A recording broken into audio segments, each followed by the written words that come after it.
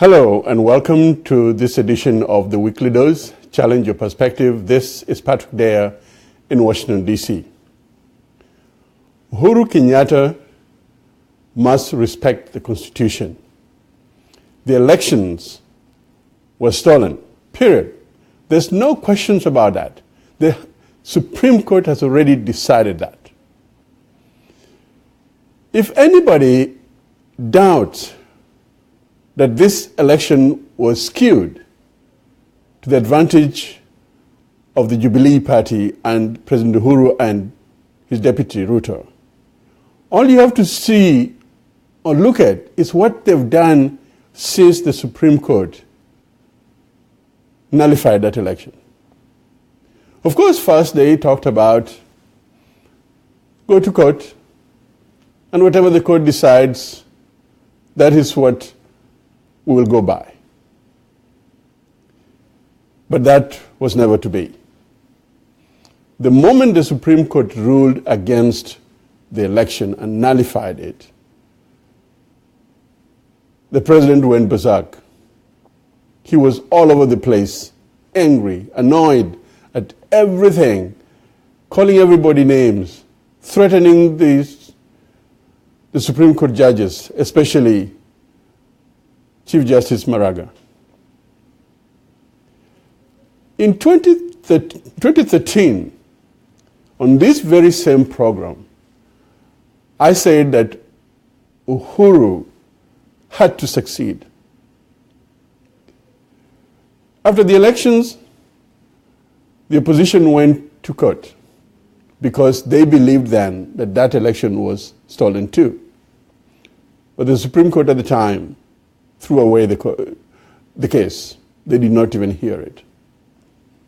And President Uhuru was declared the president. For some reason, that was taken with joy. The Supreme Court had done its job. And indeed, I had called on then candidate Raila Odinga, the opposition party, to accept, because that is what the Constitution took us to. Once the Supreme Court had decided, it was a done deal, and Kenya had to move on. And everybody had to throw the weight on this president. And we needed him to succeed, because that would mean that Kenya would succeed. But I can tell you right now, I do not want Uhuru and his Jubilee people to succeed in what they're doing right now. The elections were nullified, and there's a constitution to guide the country when that action has been taken by the Supreme Court, the highest court of the land, who have been given the mandate to guide against any unlawfulness and to guide us through this very trying moment. When a plane goes down, it is tragic. It is tragic not just to the industry, but more so to the people that have lost loved ones. They're mourning. They'll never see their loved ones again. But behind the scene, what is being done to ascertain what caused the crash? After the rescue mission has been done, the recovery has been done, the work begins of trying to find out what happened. And you know one thing that they look for is the black box. This is what is in this plane, in every plane, that will tell the signs of what happened, the story of what happened. Was it human error? Was it mechanical error? And from that, they learn how to make corrections. The servers of the elections, that is the Kenyans' black box for the election. That is where everything lays to see how this election was stolen. it was stolen. The servers have been protected like it is something that can never be opened. And why? That is where the story lies. That is why Mr. Msando died. And Mr. President, Mr. Msando died on your watch. It comes right down to your doorstep. The security apparatus are yours to control. The IBC is acting under your watch. And anything that is done against the rule of law is being done under your watch. And why is this service not being made available to the opposition or to the experts who would look at it and see what happened? That is where it lays. To know that this election was stolen, that is where the evidence will come from, and that's why they're protecting it to the hilt. The whole country is right now gripped with demonstrations.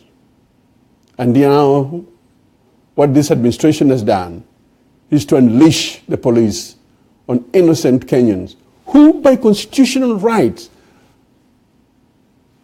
have every right to demonstrate. The police are there, supposed to be there to give them security, not to beat them up, not to shoot innocent Kenyans for exercising what the Constitution allows them. Mr. President, you have to respect the Constitution. Yes, you talk about you have numbers. Numbers is just numbers. What is the process that you got those numbers that you have in Parliament and in the Senate? The process is what needs to be fixed. And if the process cannot be fixed, then the numbers really don't matter. Garbage in, garbage out. That's what those numbers are. And of course, what you are doing, and your Jubilee congressmen, senators, and MPs, to change the laws, to make what was found to be wrong right, is blatantly breaking the law. No Kenyans should wish this president and the Jubilee Party to succeed in what they're trying to do. Because what they're doing is taking us down the road back to where we came from. The dictatorship, when you couldn't talk about a president, you couldn't think about the president in any negative form. Nyati House would be waiting for you. Nobody wants to go back to those Nyati House days. Kenyans, we must speak. We must speak up to protect what has been fought for many years, what people have died for. The dictatorship cannot come back into the Kenyan environment and politics. And that is where, Mr. President, I'm afraid you're taking us back to. Your PR firm, the Mtayangunyus of this world, would like to believe that when you are showing anger, when you are decked out in the army fatigue, you looked strong. That you must act like a gangster. But you must remember that you report to the people. And you owe it to this country, not to your tribesmen, not to your coalition of the other tribe, of the deputy. You owe it to this country. You owe it to Kenyans. You owe it to the sustainability and the freedom of every single Kenyan.